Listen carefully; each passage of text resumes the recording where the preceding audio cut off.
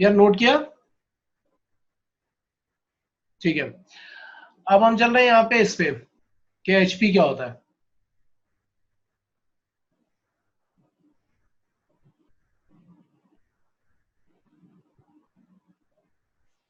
तो भाई एचपी अभी यहाँ पे क्या है, डेफिनेशन क्या है, जो एपी का रेसिप्रोकल होता है वो एचपी होता है, ये याद रखना है। जो एपी का रेसिप्रोकल होगा वो एचपी होगा।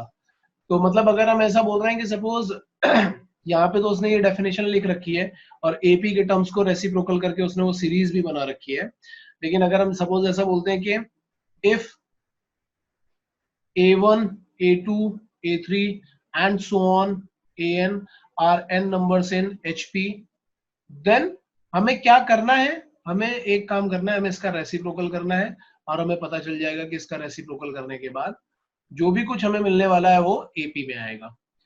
तो क्वेश्चन सॉल्व करने का जो मेथड है, क्वेश्चन सॉल्व करने का जो मेथड है वो इंपॉर्टेंट है। वो क्या है कि हमें कभी भी क्वेश्चन को एचपी में नहीं सॉल्व करना है, हमें क्या करना है, पहले उसको एपी में कन्वर्ट करना है, एपी में पूरे क्वेश्चन को सॉल्व करना है और फिर लास्ट में जाकर के फिर से क्या करना है, फिर से उसको एचपी में कन्वर्ट कर देना है। तो सॉल्व कैसे करेंगे ये भी मैं तुम्हें यहाँ पे लिख के बता दे रहा हूँ। To solve the questions what we have to do, step number 1 is convert HP into AP. Convert HP into AP, तुम्हें पता है कैसे कन्वर्ट करना है, ऑब्वियसली बाय रेसिप्रोकेटिंग। ठीक है, then step 2, now solve the question.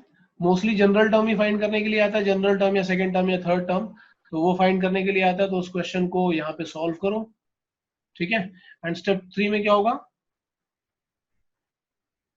Now convert AP into HP, ये convert कर लो फाइनली। तो जब भी क्वेश्चन सॉल्व करना है एचपी से एपी में कन्वर्ट करो रेसिप्रोकल करके, पूरा क्वेश्चन सॉल्व करो और फिर लास्ट में एपी को एचपी में दोबारा से कन्वर्ट कर दो, ये काम हमें करना है। इसके अलावा कभी कभी क्या होता है, जैसे हम बुक में देखते हैं ना, तो हमें क्या क्या चीजें दिख जाती हैं कि अगर हमें एपी का जनरल टर्म निकालना होगा या एचपी का जनरल टर्म निकालना होगा तो हम कैसे निकालेंगे। तो एचपी का जनरल टर्म निकालने के लिए वो बोलते हैं कि जो भी एपी का जनरल टर्म है उसका रेसिप्रोकल कर दो, तो तुम्हें उसका जनरल टर्म मिलने लगेगा। एपी के जनरल टर्म का रेसिप्रोकल कर दोगे तो तुम्हें उसका जनरल टर्म मिलने लगेगा, वो बिल्कुल सही बात है। लेकिन कभी भी उसको यूज मत करना, कभी भी उसको यूज मत करना क्वेश्चन में। जैसे मैं तुम्हें जनरल टर्म दिखा देता हूं कि कैसा दिखाई पड़ रहा होगा। अ, अगर मैं ऐसा बोलता हूं सपोज कि जो ये वाली एचपी बनी हुई है, ये वाली एचपी अगर हम देखेंगे, जो स्टैंडर्ड एचपी हमें यहाँ पे दिखाई जा रही है वो हमें कैसी दिख रही है, 1/a, 1/a plus D, 1/a plus 2d and so on, ऐसी दिखाई जा रही है। अगर मैं बोलूंगा कि जनरल टर्म क्या आएगा, तो जनरल टर्म हमारे पास क्या आ जाएगा, ये आ जाएगा हमारा जनरल टर्म। जो एपी का जनरल टर्म है हम उसका रेसिप्रोकल करेंगे तो हमारे पास ये वाला जनरल टर्म आ जाएगा। ठीक है, मतलब 1/a plus n minus 1/d। But मैं क्यों बोल रहा हूँ कि इसको यूज नहीं करना कभी, उसका एक रीजन है। देखो ये जो a है और ये जो d है ये किसके हैं, ये एपी का फर्स्ट टर्म और कॉमन डिफरेंस है। कई बार लोग क्या करते हैं ना कि ये a लेने के चक्कर में इस 1/a को a ले लेते हैं। जैसे अगर मैं सपोज बोलता हूँ कि 1/2, 1/3, 1/4, 1/5, ये है हमारे पास, ये तो बिल्कुल सिंपल से ले लिया और मैं बोलूंगा कि हाँ बताओ इसका जनरल टर्म क्या है, तो वो जो ये वाला फर्स्ट टर्म लेना होता है ना वो इसको ले लेते हैं, ये कंफ्यूजन हो जाता है। तो ये कंफ्यूजन ना हो इसके लिए इस पर्टिकुलर पार्ट को जो मैंने यहाँ पे लिखा हुआ है, इसको हम कभी भी क्वेश्चंस के लिए यूज नहीं करते हैं। ये हमें पता है कि हाँ ये सही लिखा हुआ है बट हम इसको कभी भी क्वेश्चंस में यूज नहीं करते हैं। क्वेश्चंस में हम क्या यूज करते हैं, क्वेश्चन में हम ये यूज करते हैं कि एचपी को एपी में कन्वर्ट करो, सॉल्व करो और फिर उसके बाद एपी को एचपी में कन्वर्ट कर लो। तो ये हमें करना होता है। एक बार फटाफट नोट करो, किसी को कोई डाउट हो तो मुझे पूछ लो और उसको नोट करो, फिर आगे चलते हैं।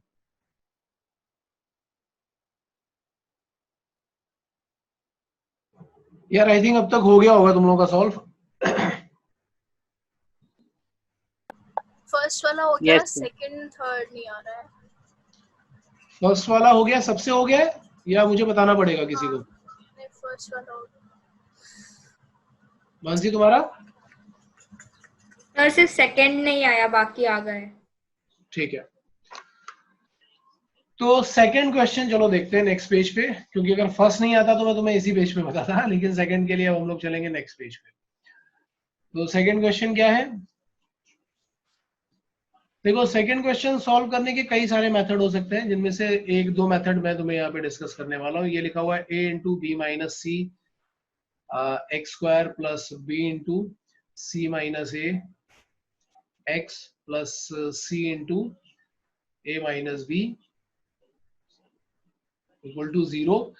और वो बोल रहा है कि this equation has equal roots, this equation has equal roots. So obvious सी बात है कि यहाँ पे हमें अब क्या करना पड़ेगा, इक्वल रूट्स का मतलब क्या होता है, डिस्क्रिमिनेंट यहाँ पे 0 होता है।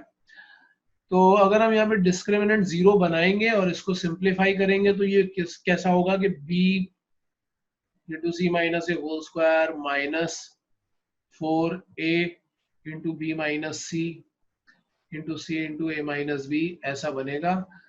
B square minus 4ac type की कंडीशन बनेगी, और इसको इक्वल टू दिस भी कर सकते हैं।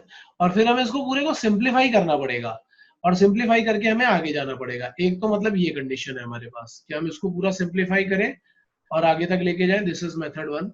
And what is method 2? Method 2 में हम थोड़ा सा दिमाग लगाते हैं, इसको हम ऑब्जेक्टिव अप्रोच भी बोलते हैं। थोड़ा ध्यान से देखना, ये जो इक्वेशन लिखी है, अगर मैं यहाँ पे x इक्वल टू 1 सब्स्टिट्यूट कर दूं, if I am substituting x equal to 1, so ध्यान से देखो सारे टर्म्स ऐड होकर के 0 बन जाएंगे, 0 इक्वल टू 0 आने लगेगा। ये क्या आएगा, a b minus a c plus b c minus b a plus c a minus c b, सब एक दूसरे को कैंसिल आउट कर देंगे और क्या आ जाएगा, 0 equal to 0, that means x equal to 1 is the root. और इक्वल रूट है तो हम क्या बोलेंगे, both the roots are x equal to 1। x equal to 1 equal to 1 डाला तो वहां पे सेटिस्फाई कर रहा, तो हम बोलेंगे x equal to 1 is the root. But equal roots है,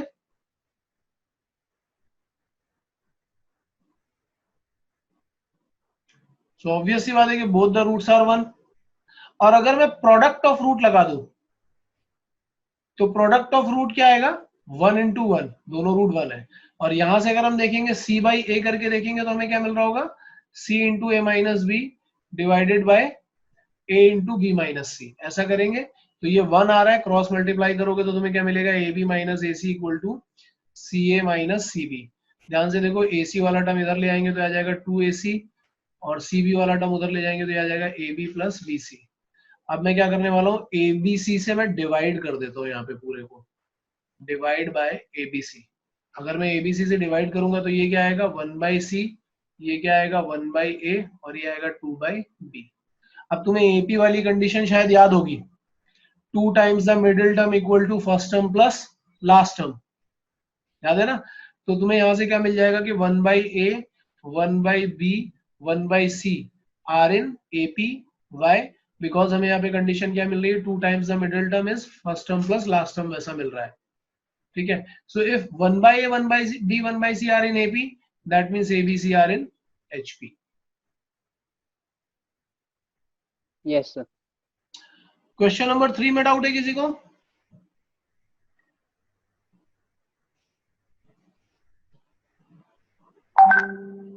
क्या है क्वेश्चन नंबर 3?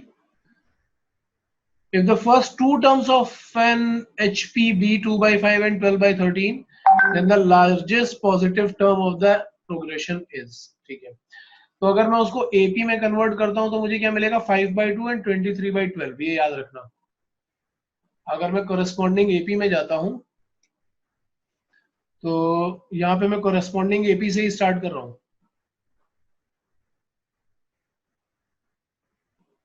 वो क्या होगा, 5 by 2 एंड 23 by 12, ये आ गए। अब आगे डिक्रीजिंग एपी है, ये भी हमें पता है।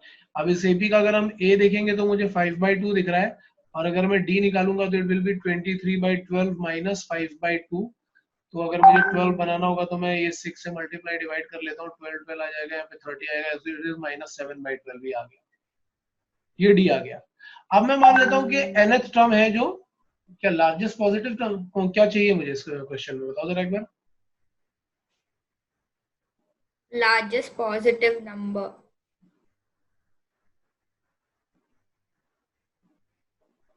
लार्जेस्ट पॉजिटिव नंबर, ठीक है। तो एपी के टर्म्स में देखेंगे तो हमें लीस्ट पॉजिटिव टर्म चाहिए, क्योंकि हम रेसिप्रोकल कर रहे हैं ना। अगर एचपी में लार्जेस्ट पॉजिटिव नंबर चाहिए तो एपी में क्या हो जाएगा, वो लीस्ट पॉजिटिव नंबर हो जाएगा, ठीक है। तो मैं एपी के लिए लीस्ट पॉजिटिव नंबर का मतलब क्या होगा, जो भी लास्ट पॉजिटिव टर्म होगा वो देखूंगा। तो मैं ये देख लेता हूँ कि टीएन जीरो कहाँ हो रहा होगा, क्योंकि अगर डिक्रीजिंग एपी है तो एक टाइम के बाद यहाँ पे हो सकता है पॉजिटिव टर्म हो और फिर एक नेगेटिव टर्म हो। तो मैं देखता हूँ कि टीएन का वैल्यू क्या आने वाला है। टीएन का वैल्यू आने वाला है a plus n minus one into D, और मैं जरा इसको जीरो करके देखता हूँ, क्योंकि जो जीरो पे आ रहा होगा उससे जस्ट पहले वाला नंबर ही लार्जेस्ट पॉजिटिव, मतलब इसके लिए एपी के लिए लीस्ट होना चाहिए और उसके लिए ग्रेटेस्ट होना चाहिए। तो जब जीरो करके देखूंगा तो मुझे मिलेगा 5/12 इक्वल टू, यहाँ पे क्या मिल जाएगा, n माइनस वन इंटू 7/12, 5/12, ये करोगे 6, क्रॉस मल्टीप्लाई करोगे तो इट विल बी 30, और यहाँ पे आएगा 7n minus 7, so 7n will be what 37। सो अगर मैं n का वैल्यू देखूंगा तो n का वैल्यू क्या आने वाला होगा 37/7, दैट इज 5 पॉइंट समथिंग। मतलब जो फिफ्थ टर्म होगा वो एपी के लिए लीस्ट टर्म होगा, क्योंकि उसके बाद नेक्स्ट टर्म फिफ्थ वाले 5 पॉइंट समवन पे जीरो आ रहा है, 6 देखेंगे तो नेगेटिव आने लगेगा। तो मैं बोलूंगा कि T5 is least positive term for AP.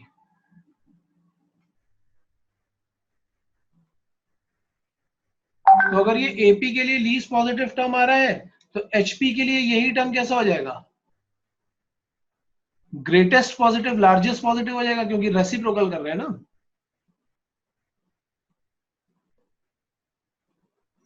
बात समझ में आ रही है या नहीं? Yes, sir.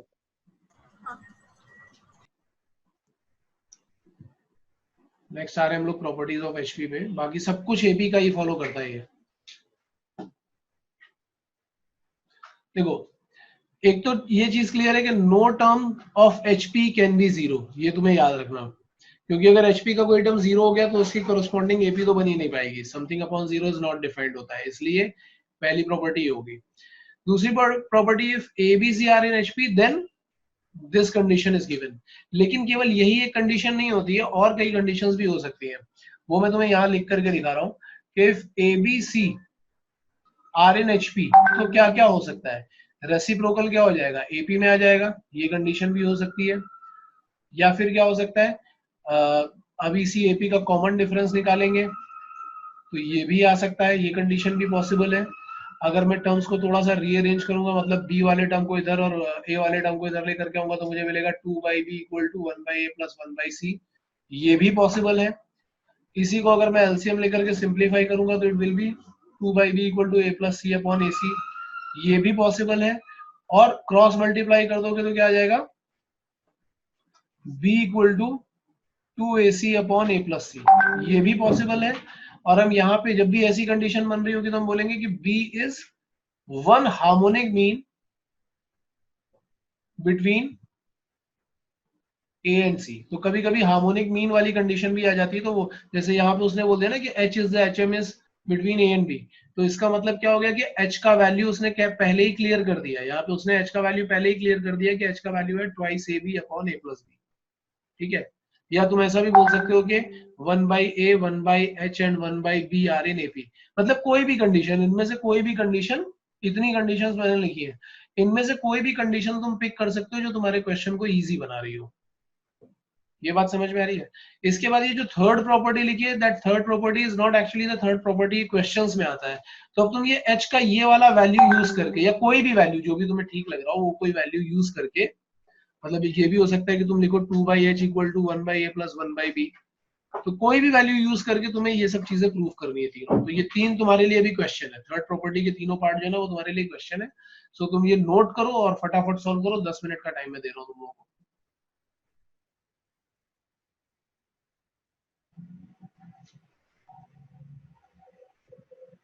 चलो ठीक है, इसको भी मैं 2 मिनट का टाइम दो, मैं इसको देखता हूँ, तब तक हम लोग सेकंड पार्ट पे चलते हैं। सेकंड पार्ट पहले कर लेते हैं क्योंकि मुझे लग रहा है शायद यहाँ पे प्रिंटिंग मिस्टेक हो सकती है। सेकंड पार्ट में क्या दिया हुआ है, एच, एक बार बताओ जरा मुझे, सेकंड पार्ट क्या दिया है? h minus 2a h minus 2b is equals to h square. h minus 2a into h minus 2b Is equal equals to to h square. ठीक है। सो हम यहाँ पे लेफ्ट हैंड साइड से स्टार्ट करते हैं। सो ये हमें क्या मिलेगा, h माइनस 2a, तो h का वैल्यू हम रख देते हैं twice A B upon A plus B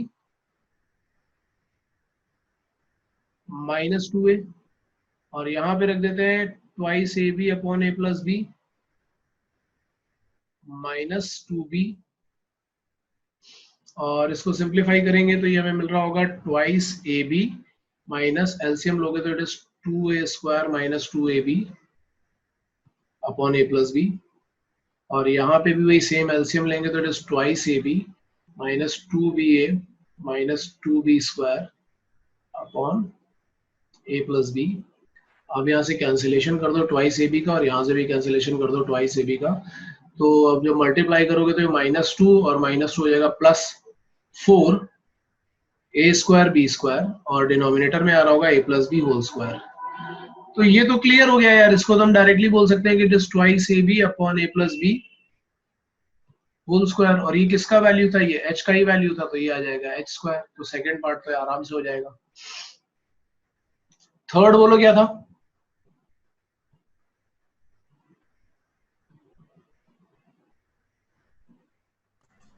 h plus a upon h minus b. h plus A upon h minus A है, माइनस बी है? हाँ minus a हाँ, और plus h plus b upon h minus b equal to equal to 2. Equal to 2। तो यहाँ पे भी हम लोग लेफ्ट हैंड साइड से स्टार्ट करते हैं, h का वैल्यू वही रख लेते हैं twice A B upon A plus B plus A, यहाँ पे क्या आ जाएगा twice A B upon A plus B minus A, फिर इधर आओगे तो h का value twice A B upon A plus B and twice A B upon A plus B minus b. तो जब हम यहाँ पे फर्स्ट वाले में इसका एलसीएम लेंगे तो ये हमें मिल रहा होगा twice A b plus a square plus a b, और ए प्लस बी यहाँ भी आ रहा होगा, और डिनोमिनेटर वाले में देखेंगे तो it will be twice A b minus a square minus a b, और वो डिनोमिनेटर वाला ए बी यहाँ भी आ रहा होगा, वो दोनों कैंसिल आउट हो जाएंगे। ऐसे यहाँ पे देखेंगे तो it is twice A b plus b square, और ये a प्लस बी डिनोमिनेटर में आ रहा होगा, और इधर देखोगे तो ट्वाइस ए बी माइनस बी स्क्वायर, और यहाँ पे भी वो a प्लस बी आ रहा होगा, तो ओवरऑल कैंसिलेशन हो जाएगा। तो हमें यहाँ मिलेगा 3ab plus a square upon a b minus a square, और यहाँ पे मिलेगा 3ab plus b square upon a b minus b square. तो अब देखते हैं जरा क्या क्या चीजें कॉमन आ रही हैं। तो अगर हम यहाँ न्यूमरेटर में देखेंगे तो यहाँ पे क्या कॉमन आ रहा है, यहाँ पे आ रहा है a कॉमन, और हमें मिल रहा है न्यूमरेटर में भी a कॉमन आ रहा है, इधर मिल रहा है 3b प्लस a, और डिनोमिनेटर में भी अगर हम देखेंगे तो a कॉमन आ रहा है और हमें मिल रहा है b माइनस a। यहाँ पे देखेंगे तो इधर b कॉमन आ रहा है, यहाँ पे मिलेगा 3a प्लस b, और यहाँ पे अगर हम b कॉमन निकालेंगे तो हमें मिलेगा a माइनस b। तो देखो ये वाला a कैंसिल करो और ये वाला b कैंसिल करो, इस a माइनस b को अगर माइनस साइन के साथ बनाओगे, b माइनस a करोगे तो बीच में एक माइनस साइन आ जाएगा। मतलब ये अगर हम b माइनस a को एलसीएम ले लेते हैं तो हमें मिलेगा 3b plus a minus 3a minus b, ऐसा आएगा। सिंप्लीफाई करोगे तो it will B 2 times b minus a upon b minus a which is 2। सो ये हमारा थर्ड वाला क्वेश्चन आ जाएगा। तो अब एक बार जरा इसको नोट करो, तब तक मैं उस क्वेश्चन में देखता हूँ कि प्रॉब्लम हो कहाँ पे रही है।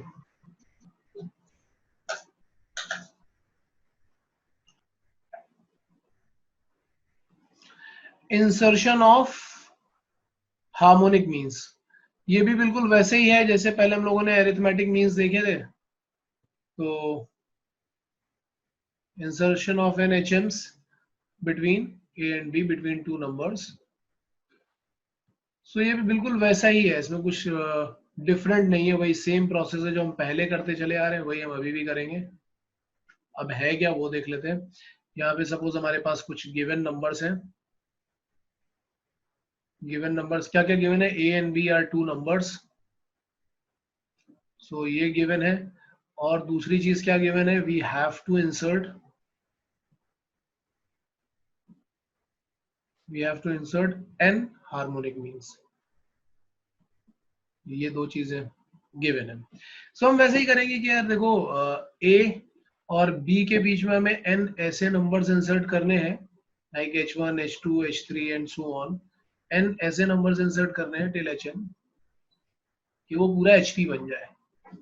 ठीक है, तो हम ऐसा बोल सकते हैं कि अगर हम इसका रेसिप्रोकल करेंगे तो 1 by a, 1 by h1, 1 by h2, 1 by h3 and so on, 1 by hn and 1 by b, ये पूरा का पूरा एपी में कन्वर्ट हो जाएगा। अब अगर हमें इस एपी का कॉमन डिफरेंस मिल जाए तो मैं क्या बोलूंगा कि 1 by h1 can be written as 1 by a plus d. बेटा छापना बाद में जब मैं टाइम दूंगा, अभी इसको देख लो ध्यान से। 1 बाई h2 कैसे मिलेगा? 1 by a plus 2d। 1 by h3 कैसे मिलेगा? 1 by a plus 3d and so on. सारे वैल्यूज हम लोग इसी तरीके से कैलकुलेट कर सकते हैं टिल hn। अगर मुझे 1 बाई hn भी फाइंड करना होगा तो 1 बाई hn हमें कैसे मिलेगा? It is 1 by a plus nd। Okay, so अब प्रॉब्लम ये आती है कि हम d कैसे फाइंड करें। तो d के लिए हमारे पास यहाँ देखना पड़ेगा कि टोटल नंबर ऑफ टर्म्स कितने हैं। So total number of terms है हमारे पास n प्लस 2। ठीक है, तो मैं जनरल टर्म वाला फॉर्मूला लगाता हूँ एपी के लिए, tn plus 2 equal to first term plus n minus 1 into d. तो यहाँ पे tn n plus 2th term कौन सा है? लास्ट टर्म है 1 बाई बी, फर्स्ट टर्म है 1 बाई ए। और अच्छा यहाँ पे क्या हो जाएगा? n प्लस 2 माइनस 1 आएगा। यहाँ पे ध्यान से देखना, n प्लस 2 माइनस 1 आएगा क्योंकि टोटल नंबर ऑफ टर्म्स देखने होते हैं ना हमें। तो यहाँ पे हमारे पास आएगा n plus 2 minus 1, so it will B n plus 1 into D. अगर मैं d का वैल्यू निकालूं तो मुझे कैसे दिख रहा होगा? n प्लस 1d मुझे दिखेगा, it is 1 by b minus 1 by a. So d will be what? 1 upon n plus 1 into 1 by b minus 1 by a. यहां से हमें ये वैल्यू मिलेगी और ये वैल्यू उठा करके हम d का ये वैल्यू उठा करके अगर हम यहाँ सब्स्टिट्यूट करेंगे तो हमें सारे के सारे HMs मिलने शुरू हो जाएंगे। किसी को ये समझने में कोई डाउट हो तो मुझे पूछ लो। d का वैल्यू ये होगा यहाँ पे, और जब हम वहां पे सब्स्टिट्यूट करेंगे तो हमें सारे HMs मिलने स्टार्ट हो जाएंगे। कोई डाउट है किसी को यहाँ तक समझने में? अब नहीं है तो नोट। यार इतना टाइम क्यों लग रहा है भाई? ये क्वेश्चन बस एक ही बार सॉल्व करना है। तुम लोग क्या 3-4 बार कर रहे हो क्या इसको? h1 h2 h3 and then 13 by 11, ये सब है HP में। तो ऑब्वियस सी बात है कि इसका रेसिप्रोकल यानी 3 by 13, 1 upon h1, 1 upon h2, 1 upon h3 and 11 by 13, ये सब किस में आ जाएगा? AP में। अच्छा, अब हम इसका d निकालते हैं तो हम क्या बोलेंगे कि 11 by 13 last term is equal to first term plus n, total number of term कितने दिख रहे हैं? 5 माइनस 1 इंटू डी। इसको इधर लेकर के जाओगे तो 11 माइनस 3 कितना होता है? यार 11 माइनस 3 तो बता सकते हो ना? 8 बाई 13। एग्जैक्टली। तो यहाँ पे क्या आएगा? 4d। तो d का वैल्यू क्या आ जाएगा? 2 बाई 13।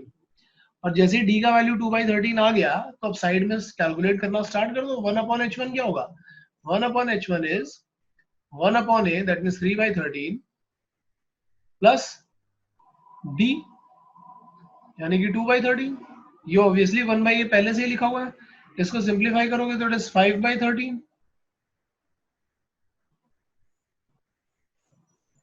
तो यहां से अगर हम h1 का वैल्यू कैलकुलेट करेंगे तो h1 का वैल्यू हमें क्या मिलने वाला है? 13 बाई 5। फिर 1 अपॉन h2 निकालोगे तो it is 1 upon a plus 2d, तो 4 by 13, so it will B 7 by 13। तो h2 क्या आ जाएगा? That is 13 by 7 and similarly H3 निकालेंगे तो वो आ जाएगा 13/9। हो गया खत्म।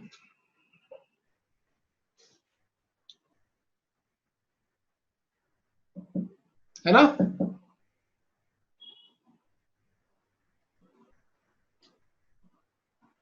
अब जरा देखो किसी स्टेप में अगर डाउट आ रहा हो तो मुझे पूछो। देखो अगर हम बात करेंगे corresponding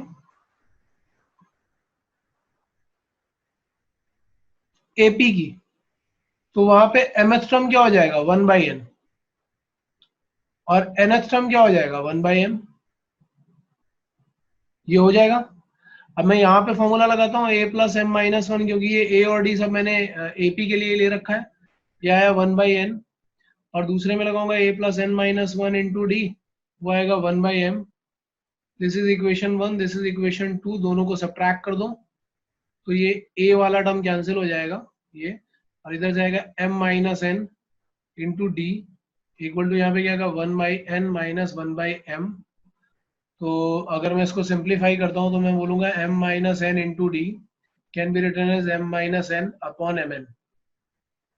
m minus n cancel करोगे तो d का वैल्यू आ जाएगा mn। अब इसको अगर मैं इक्वेशन 1 में रख देता हूँ तो मुझे मिलेगा a plus m minus 1 upon mn into d equal to 1/n।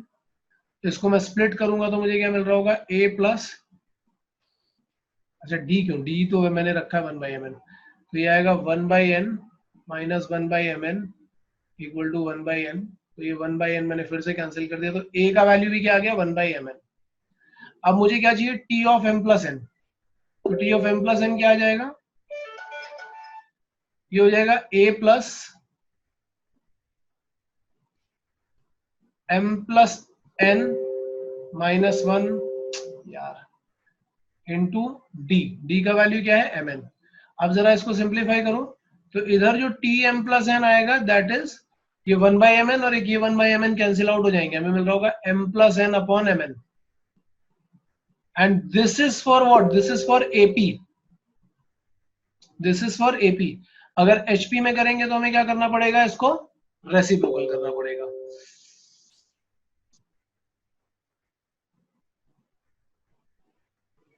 समझ में आ रहा है?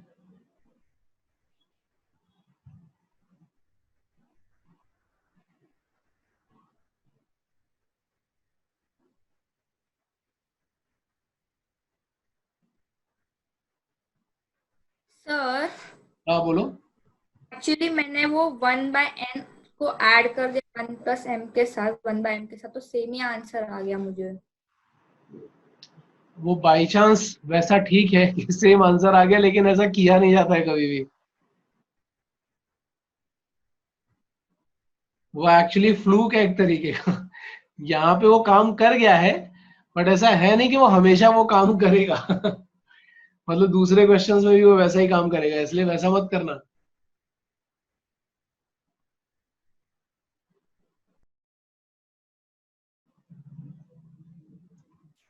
हाँ यार हो गया।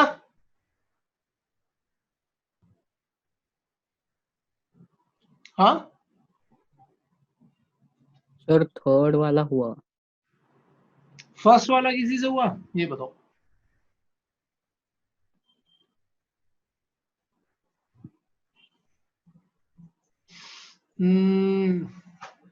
मानसी हुआ, अनन्या, नहीं। चलो फर्स्ट वाले से स्टार्ट करते हैं। 5 plus root 2x² minus 4 plus root 3x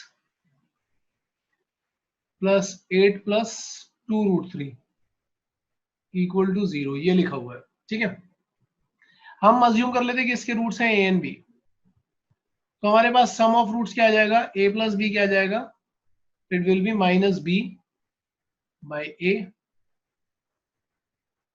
और प्रोडक्ट ऑफ रूट्स यानी कि a b क्या आ जाएगा, it will be 8 plus 2 root 3 divided by मतलब c बाई a। अब a और b का हार्मोनिक मीन मैंने निकालना सिखाया था, harmonic mean of a and b, तो वो मैंने क्या बोला था, वो क्या होता है twice ab upon a plus b। So what you have to do, you have to substitute the value of this thing ab and a plus b. ab का वैल्यू क्या है 8 plus 2 root 3 upon 5 plus root 2 whole divided by यहाँ पे क्या आ जाएगा 4 plus root 3 upon 5 plus root 2. ये 5 plus root 2 cancel हो जाएगा, न्यूमरेटर में से 2 कॉमन निकाल लो तो बाहर 4 आ जाएगा, यहाँ पे आएगा 4 plus root 3 divided by 4 plus root 3. इसको पूरे को कैंसिल आउट करोगे तो आंसर आ गया 4. सो ये तो हो गया फर्स्ट का आंसर. कोई डाउट है किसी को ये समझने में? Then we are going for question number 2. ABC are in HP, ये दिया हुआ है उसमें. And what we have to calculate 1 upon B plus 1 upon C minus 1 upon A and multiplied by 1 upon C plus 1 upon A minus 1 upon B. Sir ये तो option से check करना पड़ेगा, ऑप्शन हमें देखने पड़ेंगे. पहला ऑप्शन है बी सी और बी के टर्म्स में, मतलब बी और सी के टर्म्स में है. दूसरा ऑप्शन सी और ए के टर्म्स में है. तीसरा ए और बी के टर्म्स में है. तो ये हमें 1 by 1 चेक करना पड़ेगा. हम कैसे चेक करेंगे? हमें ये तो क्लियरली पता है कि 2 by b equal to 1 by a plus 1 by c होना चाहिए. अगर एचपी में है तो ये कंडीशन होनी चाहिए, मैंने पहले ही बताई थी. किसी को ये अगर याद नहीं हो तो फिर से देख लो एक बार कि 2 times the reciprocal of middle term is reciprocal of first term plus reciprocal of last term. तो ये कंडीशन होनी चाहिए. अब अगर हम ऑप्शन ए चेक करेंगे तो ऑप्शन ए क्या बोल रहा है? बी और सी में चाहिए, तो हम ए का value in terms of b और सी डाल देंगे. तो यहाँ से 1 by a का वैल्यू हमें क्या मिल रहा होगा 2 by b minus 1 by c. उसको यहाँ पे सब्स्टिट्यूट कर दो. क्या करोगे 1 by b plus 1 by c को एज इट इज रहने दो, 1 by a की जगह डालो, आएगा minus 2 by b plus 1 by c हो जाएगा. और यहाँ पे 1 by c plus 1 by a की जगह डालो 2 by b minus 1 by c minus 1 by b आ जाएगा. अब जरा सिंप्लीफाई करके देखो, तो सिंप्लीफाई करके देखोगे तो आ जाएगा 2 by c minus 1 by b और यहाँ पे आ रहा होगा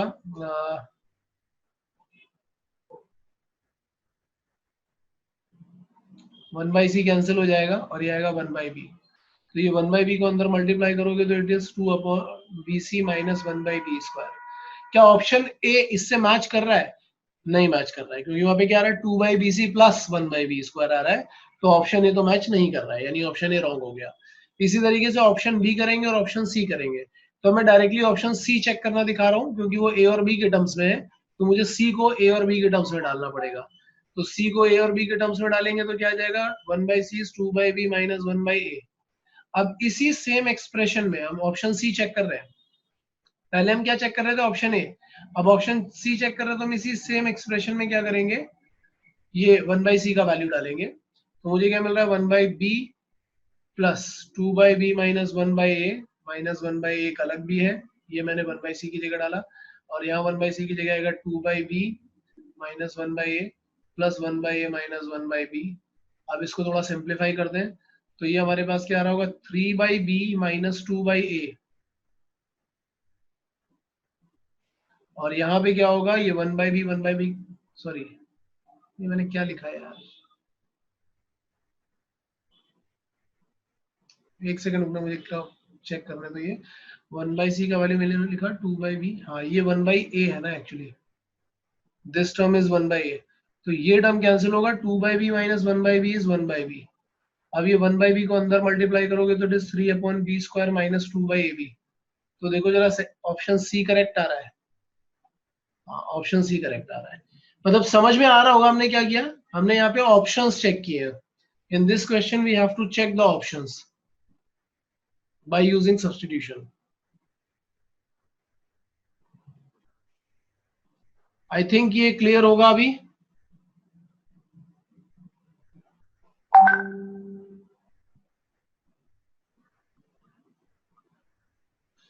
थर्ड क्वेश्चन, थर्ड वाला हुआ या नहीं हुआ?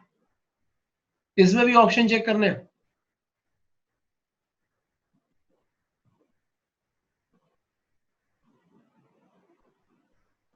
थर्ड वाले में भी सिंप्लीफाई कर करके ऑप्शन चेक करना है और ऑप्शन में जहां पे भी 2b equal to a plus c आने लगेगा उसी को हम कंसिडर करेंगे, अदरवाइज नहीं करेंगे.